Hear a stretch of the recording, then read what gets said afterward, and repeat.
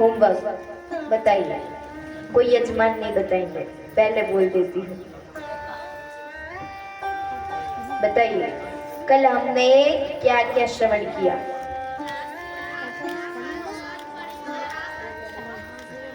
रासलीला और कंसवत और हाँ हाँ और उद्धव प्रसाद।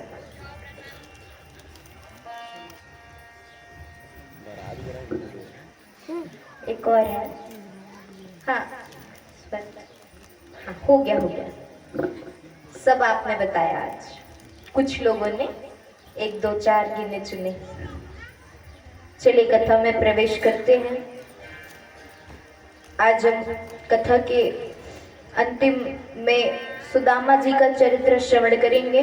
सुंदर झांकी के माध्यम से हम सुदामा जी की और भगवान श्री कृष्ण की लीला देखेंगे। आइए कथा में प्रवेश करते हैं।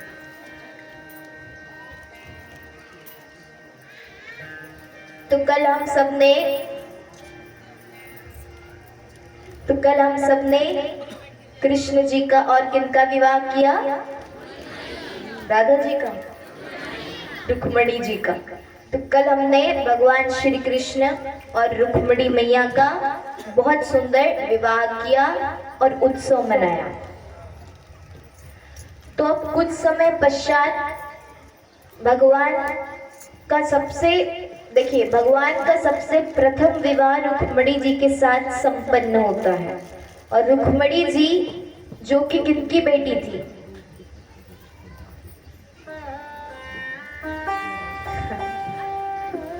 किनकी बेटी थी बताइए? चलिए मनोज जी आप बताइए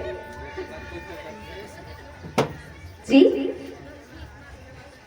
किनकी बेटी थी? भीष्मक, राजा भीष्मक की बेटी थी रुक्मणी जी। तो राजा भीष्मक की बेटी रुक्मणी जी जो कि स्वयं लक्ष्मी स्वरूपा है, भगवान का उनसे विवाह हुआ। तो भगवान रुक्मणी जो है उनसे ब्याही गई। और यहाँ पर रुक्मणी माता जो है साक्षात भगवान लक्ष्मी है, जो केवल नारायण की ही है और नारायण की ही रहेगी। लक्ष्मी मैया को बहन माना जा सकता है, पुत्री माना जा सकता है, माता माना जा सकता है, लेकिन विवाह केवल उनका नारायण के साथ ही हुआ है। अब कुछ समय पश्चात रुक्मणी माता और भगवान श्री कृष्ण के प्रथम पुत्र होते हैं, जिनका नाम पड़ा प्रद्युम्न। प्रद्युम्न कौन थे? पूर्व जन्म में 2 दिन की कथा में मैंने बताया, कल भी मैंने बताया था, क्योंकि कल रासलीला, हाँ कल ही मैंने बताया था। कौन है प्रद्युम्न? पूर्व जन्म में कौन थे वो बताओ? कामदेव। मतलब कथा ध्यान से सुन रहे थे। कामदेव जो है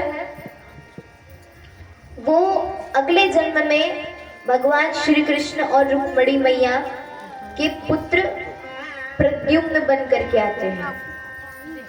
अब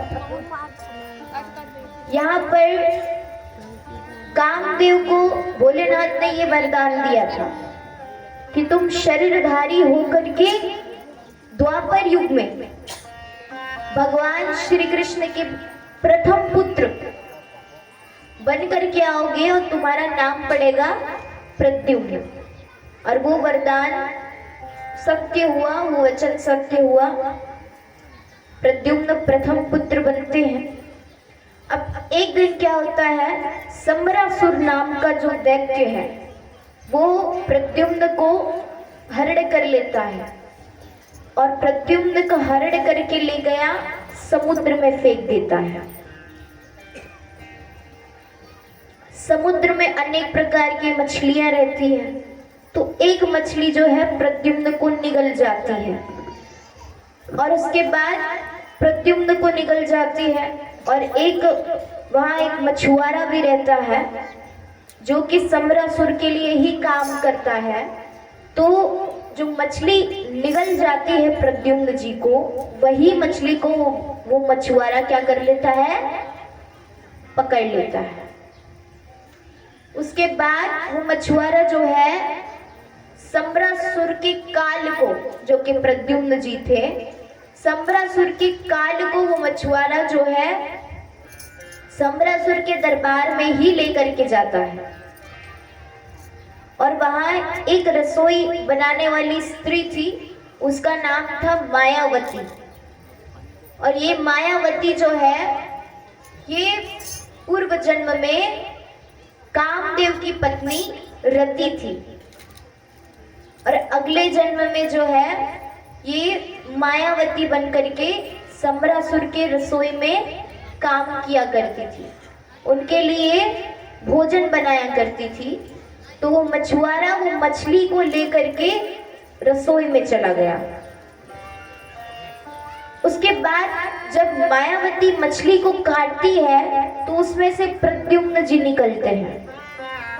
ये बात किसी को भी पता नहीं था। अब फिर मायावती जो है उनका पालन पोषण करने लगती है। पालन पोषण करते करते जो है बहुत कम समय में प्रद्युम्न जो है वो यौवन संपन्न हो जाते हैं, युवा हो जाते हैं बहुत कम समय में।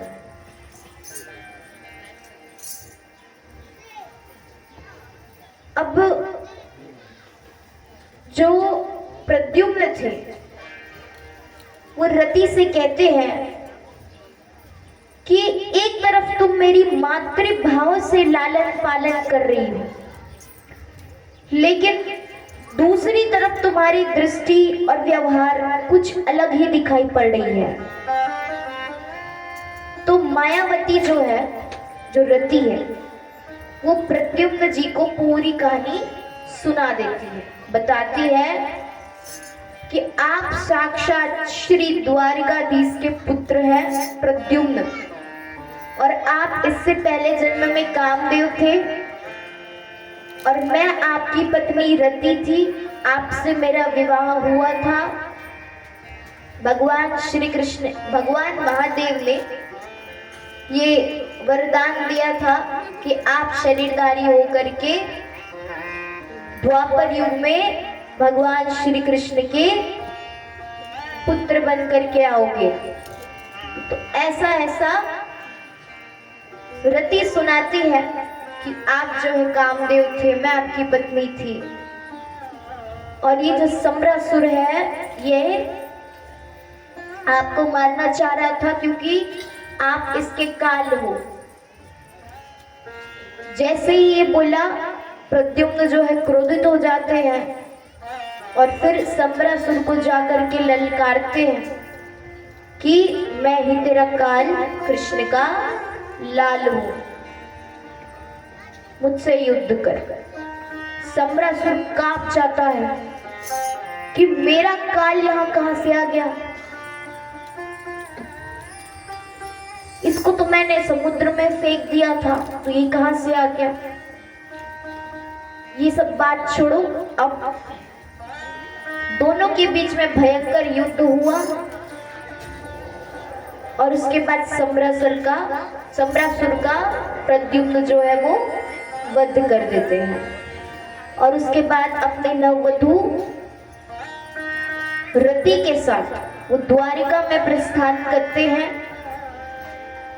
और यहाँ पे रुक्मिणी जी का जो खुशी था, वो इतनी खुश थी, वो यह सोचती थी कि मेरा बेटा जो है छोटे में गायब हो गया था, चला गया था, लेकिन जब वो बड़ा हुआ तो वो अपनी पत्नी के साथ आया। प्रद्युम्न जी का स्वागत हुआ और सभी यहाँ द्वारिकावासी आनंद के साथ रहे। अब राजा परीक्षित सुखदेव जी महाराज से कहते हैं कि महाराज, मैंने सुना है कि प्रभु के और भी विवाह हुए थे।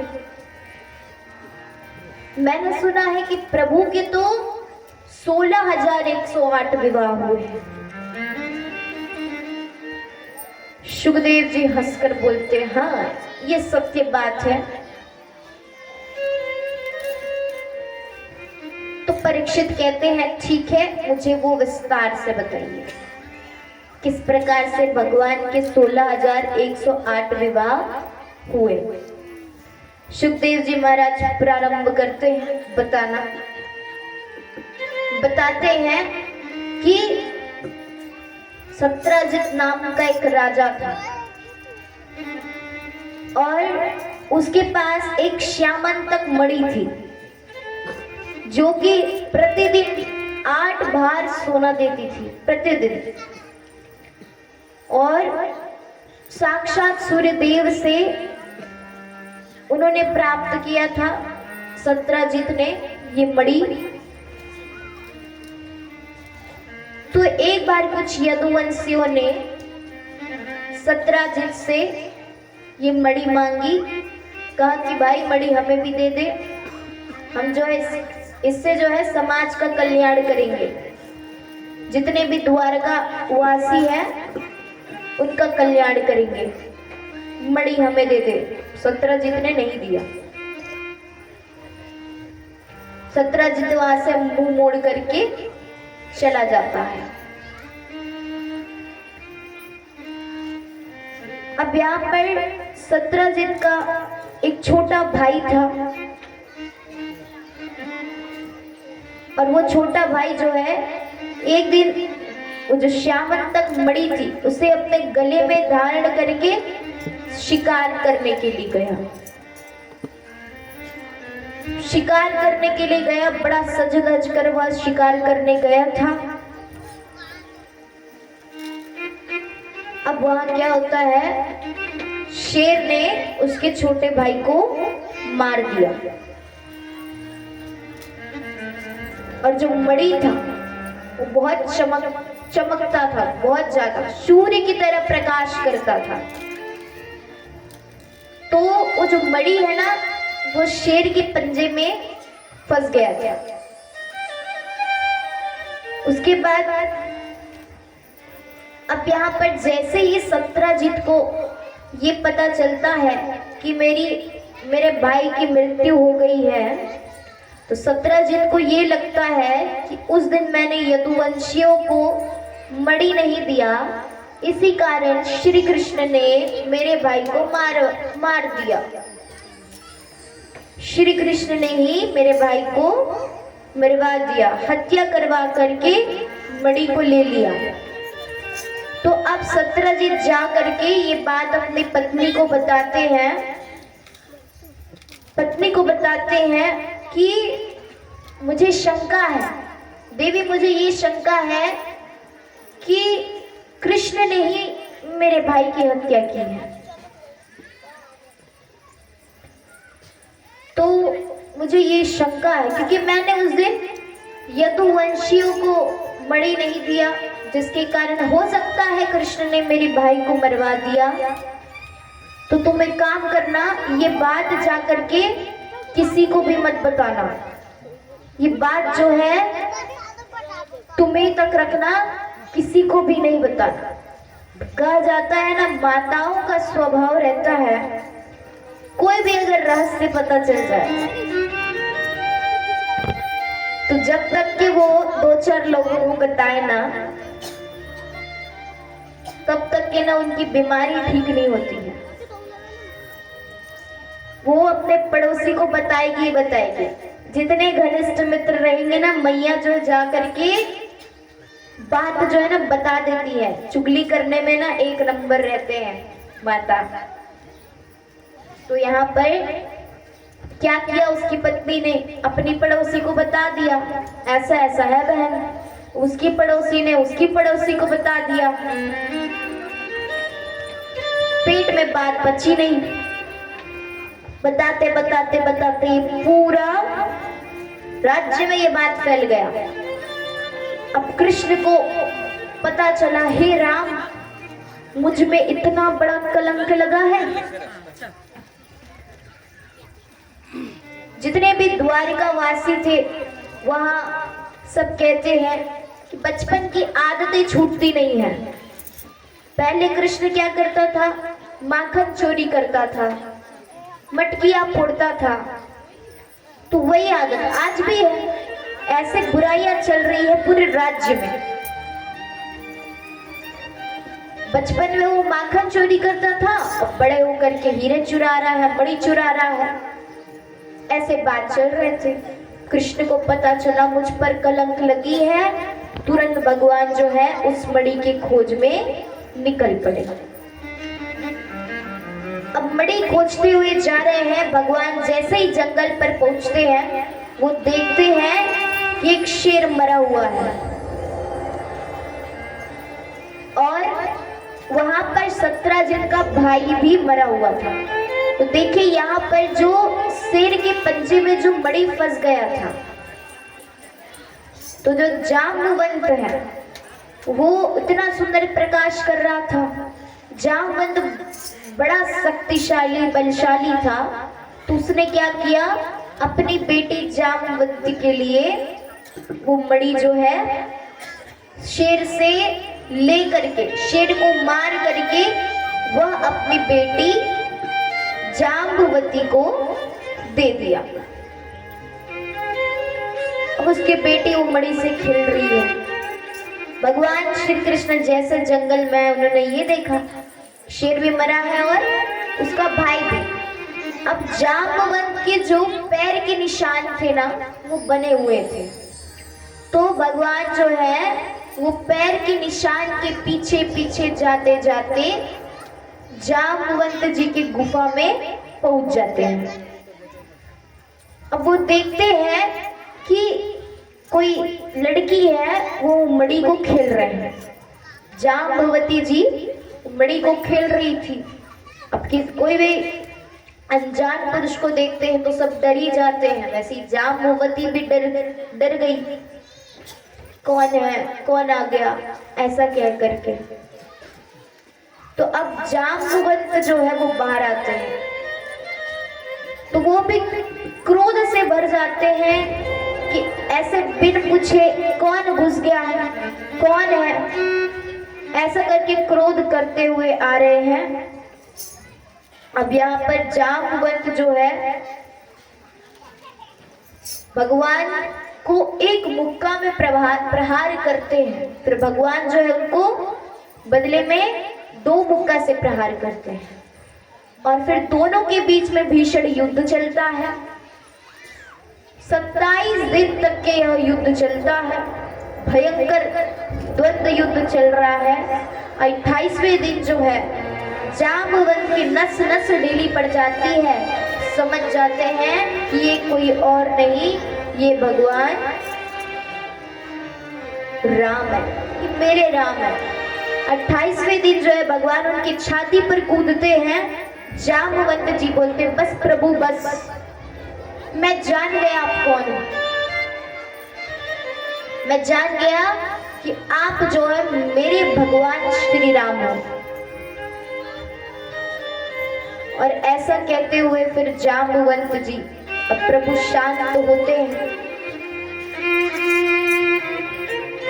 भगवान कहते हैं, ये जो तुम्हारी बेटी मणि खेल रही है, मणि मुझे दे दो, मुझ पर बहुत बड़ा कलंक लगा हुआ है, उसको दूर करना है, तो ये मणि मुझे दे दो। जाम्बवंत जी बोले, प्रभु ये मणि मैंने शेर से लड़ करके लाया था और अपनी पुत्री को दान कर दिया था, और अब मैं इसे अपने बेटी से कैसे वापस लूं? बेटी का धन जो है कभी पिता नहीं लेता, तो मैं कैसे वापस लूं? भगवान बोले, हाँ ये भी बात है। तो जाम्बवंत जी को वहां पर एक आइडिया आता है, अच्छा प्रभु एक उपाय है, एक काम करो कि आप जो है ना मेरी बेटी जाम्बवती से विवाह कर लो, और बदले में दहेज में मेरे से मणि ले जाना। भगवान कहते जैसी आपकी इच्छा। और जाम्बवंत जी अपनी बेटी का हाथ भगवान श्री कृष्ण को देते हैं, साथ में मणि देते हैं और मणि लेकर के वो वापस द्वारिका पहुंचते हैं। उसके बाद सत्यजित को बुलवाया जाता है। सत्यजित जब दरबार में आता है, भगवान उन्हें सारी घटना बताते हैं, ऐसा ऐसा हुआ था, ऐसा ऐसा हुआ था करके। तो अब जो कह रहे थे ना कि बचपन की आदत है, चोरी करना है, चोरी करता है, बड़े होकर भी चोरी कर रहा है, वही लोग ना बात पलट दिए। लोगों को बात पलटने में ना ज्यादा देर नहीं लगती। तो वहां पर क्या बात पलट दिए, जो कलंक भगवान पर लगा हुआ था। वो कहते हैं कि इस सत्यजित, ये दुष्ट को शर्म नहीं आई कि इतने बड़े द्वारकाधीश के ऊपर ये कलंक लगा दिए। ऐसा करके बात पलट दिए, एक क्षण में भाषा बदल गई। तो दुनिया की यही चाल है, जिस तरफ से जो है हवा आती है ना, वो उसी तरफ जाते हैं। तो अब यहाँ पर सत्यजित जो है बहुत लज्जित हो गया कि मैंने क्या कर दिया, मुझसे ये कैसे पाप हो गया। वो लज्जित हो जाता है और सोचता है अब एक ही उपाय है। क्या उपाय है कि आप जो है मेरी बेटी सत्यभामा से विवाह कर ले, फिर मेरी जनता के बीच में बदनामी नहीं होगी। भगवान कहते हैं ठीक है, जैसे आपकी इच्छा। धूमधाम से अपनी बेटी सत्यभामा का विवाह भगवान श्री कृष्ण के साथ वो करवाते हैं और फिर भगवान श्री कृष्ण फिर से नववधू के साथ द्वारिका में प्रस्थान करते हैं। अब देखिए यहाँ पर, अच्छा बताइए, भगवान का प्रथम विवाह किससे हुआ? रुक्मिणी मैया से। दूसरा विवाह जाम्बवती से। तीसरा विवाह सत्यभामा से। तो भगवान के 3 विवाह हो गए। अब एक दिन भगवान को जाना था पांडवों से मिलने के लिए। तो भगवान जो है पांडव से मिलने के लिए द्वारिकापुरी से दिल्ली पधारते हैं और दिल्ली में एक प्राचीन नाम, दिल्ली का ही प्राचीन नाम है इंद्रप्रस्थ। ये दिल्ली का प्राचीन नाम है। तो यहाँ भगवान आते हैं, भगवान का सुंदर स्वागत किया जाता है। अब होता है ना, जैसे कि हम भी अपने दोस्तों से मिलते हैं तो कहते हैं कि चलो जरा घूम फिर करके आते हैं, खा पी करके आते हैं। वैसे ही भगवान जब अर्जुन जी से मिलते हैं तो भगवान ने अर्जुन को कहा कि चलो अर्जुन, हम जो है ना थोड़ा घूम फिर करके आते हैं, जरा भ्रमण करके आते हैं। अब यहाँ पर भगवान और अर्जुन दोनों मिलकर के भ्रमण करने गए तो वहां उन्होंने देखा कि यमुना तट पर एक कन्या जो है वो तपस्या कर रही थी। भगवान बोलते हैं अर्जुन से कि जाओ तो जाकर के देख कर आना कि कौन है वो। अर्जुन कहते हैं जो आज्ञा। अर्जुन गए और उसने कन्या से पूछा कि तुम कौन हो देवी और यहाँ क्या कर रही हो? तब वो कन्या बताती है कि महाराज मैं सविता की दुहिता हूँ और मेरा नाम है कालिंदी और भगवान श्री कृष्ण को, श्री द्वारकाधीश को पति रूप में पाने के लिए मैं यहाँ तपस्या कर रही हूँ।